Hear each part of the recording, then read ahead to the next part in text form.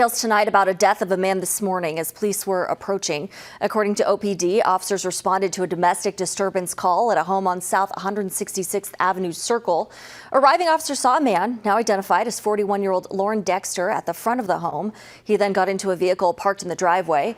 OPD says the officers then heard a single gunshot. They got out of their units, found Dexter with a gunshot wound, and began CPR. He later died. The incident remains under investigation.